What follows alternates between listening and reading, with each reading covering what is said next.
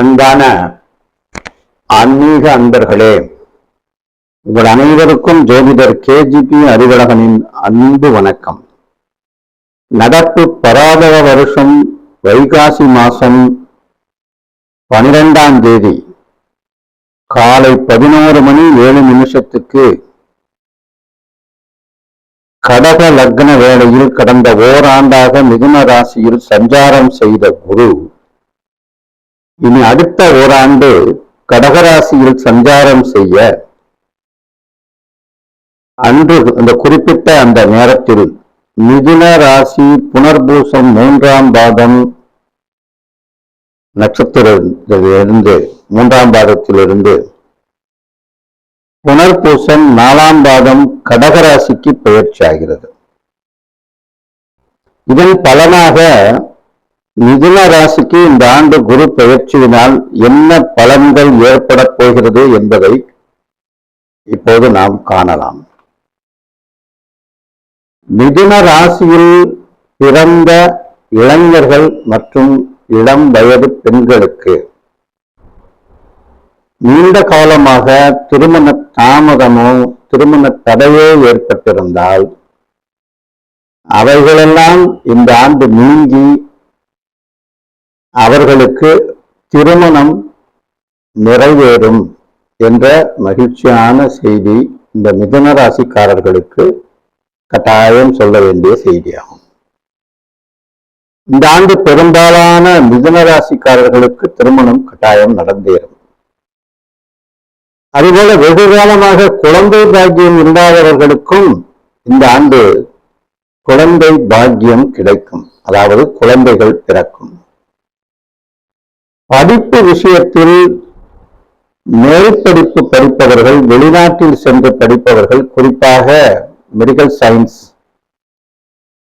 ஆசிரியர் படிப்பு, டாக்டர் படிப்பு, ஏஐ டெக்னாலஜி படிக்கிறவங்க, விஷுவல் கம்யூனிகேஷன் படிப்பு படிக்கிறவங்க, இந்த லேட்டஸ்டா இந்த குவாண்டம் டெக்னாலஜி போன்றவற்றை படிப்பவர்கள், இது போன்ற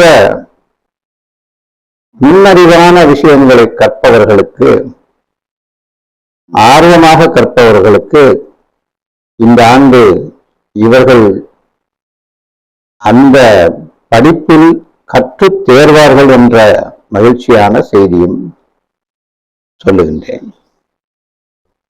வெளிநாட்டு வேலை வாய்ப்பு நிறைவேறும், பதவி உயர்வு பலருக்கு ஏற்படும். சிலருக்கு இந்த ஹார்ட் பிரச்சனைகள் ஏற்பட வாய்ப்பு இருக்கிறது.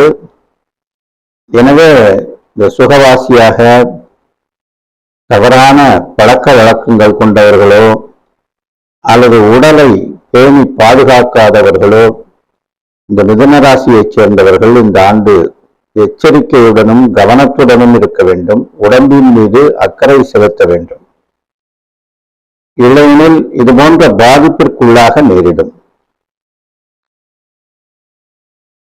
இந்த ஸ்டார்ட் அப் கம்பெனிஸ் சொல்றாங்கல்ல, இந்த சின்ன சின்ன இண்டஸ்ட்ரீஸ் இந்த மாதிரி ஆரம்பிக்கிறவங்க, பிசினஸ் பண்றவங்க, இவங்களுக்கெல்லாம் இந்த ஆண்டு நல்ல லாபம் கிடைக்கக்கூடிய ஒரு வளர்ச்சி தெரியும். ஷேர் மார்க்கெட் சிறப்பாக பலனளிக்கும். லாட்டரி அதிர்ஷ்டம் சிலருக்கு உண்டு. தங்கம், காப்பர் போன்ற உலோக பொருட்கள் வியாபாரம் செழிக்கும். விவசாயிகளுக்கு இந்த கொண்டைக்கடலை, மொச்சைப்பயிறு, பாசிப்பயிறு போன்ற அந்த சிறுதானியங்கள் பயிரிட்டால் மிக செழிப்பாக வளர்ந்து நற்பலனை தரும்.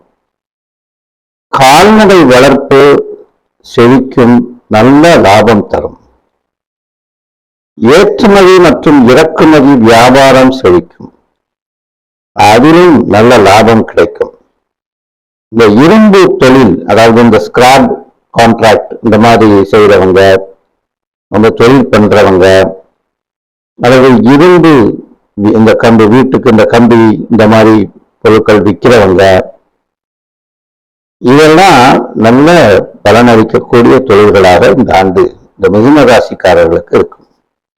அதிக லாபம் ஈட்டுவார்கள்.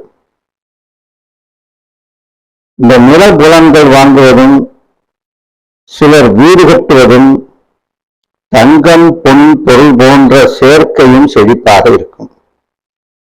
காரணம், இவர்களுக்கு, இந்த மீனராசிக்காரர்களுக்கு புத ஆதித்ய யோகமும் குருமங்கள யோகமும் இந்த ஆண்டு நிறைவேறும். எனவே இவர்களுக்கு, இந்த மிதுன ராசிக்காரர்களுக்கு மிக சிறப்பான ஒரு ஆண்டு என்று சொல்லலாம். இந்த மிதுன ராசிக்காரர்களில் 3ஆம் தேதி பிறந்தவர்கள்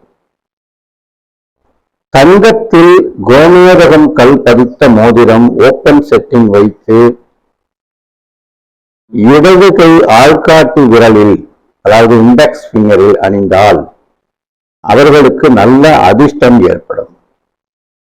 இந்த ராசிக்காரர்கள் பரிகாரமாக செவ்வாய்க்கிழமை தோறும் மாலை 3 மணி முதல் 4:30 மணிக்கு அந்த ராகு கால வேளையில் சிவன் சன்னதியில் உள்ள விஷ்ணு துர்க்கை சன்னதியில் எலுமிச்சை விளக்கு போட்டு அர்ச்சனை செய்து வந்தால் மிகச் சிறப்பான பலன்கள் கிடைக்கும், துன்பங்கள் நீங்கும். சரபேஸ்வரரையும் இதே போல செவ்வாய்க்கிழமையில் ராகு காலத்தில் வழிபாடு செய்து வெண்ணெய் சாற்றி, அதாவது வெண்ணெய் காப்பு சாற்றி அர்ச்சனை செய்து வழிபட்டால் அதிலும் மிகச் சிறப்பான பலன்களை இந்த மிதுன ராசிக்காரர்கள் எதிர்பார்க்கலாம். நேர்களே, இந்த மிதுன ராசிக்காரர்களுக்கு நான் இதுவரை சொல்லிய பலன்களில் தீய பலன்கள் ஏதேனும் இருந்தால் அவைகள் நடக்கக்கூடாது. அந்த வகையில் என் வாக்கு பொய்க்க வேண்டும். நல்ல பலன்கள் நான் ஏதேனும் கூறியிருந்தால் அவை நான் சொன்னதை காட்டிலும் 100 மடங்கு உங்களுக்கு பலித்து சிறப்பான வாழ்வு அமைந்து எதிர்பாராத நல்ல பலன்கள் உங்களை வந்து சேர வேண்டும் என்று ஆண்டவனை வேண்டி உங்களை ஆசீர்வதிக்கிறேன். நன்றி, வணக்கம். வாழ்க வளமுடன் அனைவரும்.